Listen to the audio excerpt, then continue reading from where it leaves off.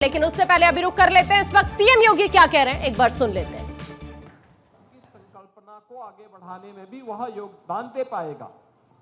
और आज उस दिशा में किए जाने वाले प्रयास को जब मैं देखता हूं तो मुझे बहुत अच्छा लगता है।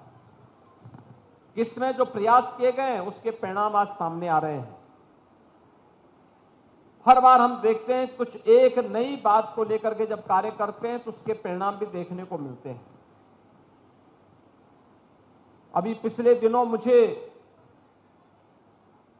जो भारत सरकार ने विकसित कृषि संकल्प अभियान के कार्यक्रम के दौरान राज्य के अलग अलग जनपदों में जाने का अवसर प्राप्त हुआ था।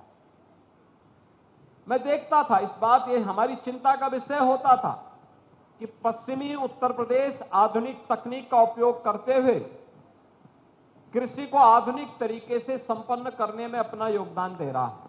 उससे मुनाफा, बुंदेलखंड की अपनी परिस्थिति थी, उनके पास जल की कमी थी, लेकिन आज अर्जुन सहायक परियोजना जैसी परियोजनाओं के पूरा होने के कारण आज जल की समस्या की बहुत बड़ी समस्या का वहां समाधान हुआ है।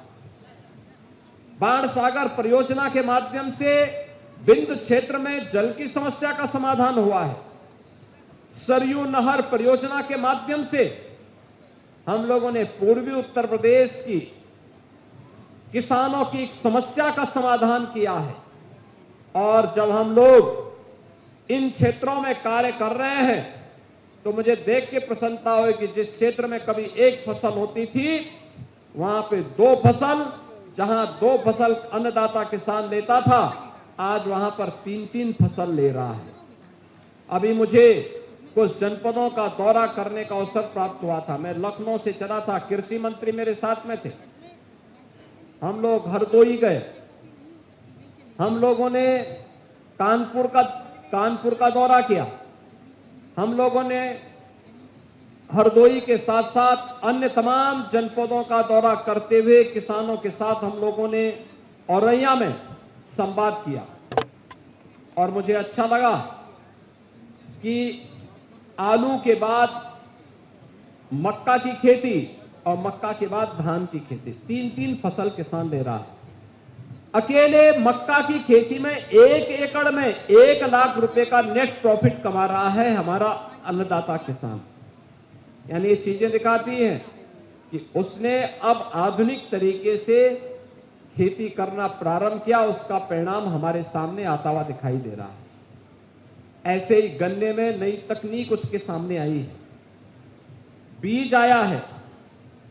अभी हम लोगों ने इसके लिए कुछ सेंटर ऑफ एक्सीलेंस स्थापित किए हैं, कृषि विज्ञान केंद्र नए तरीके से कार्य कर रहे हैं।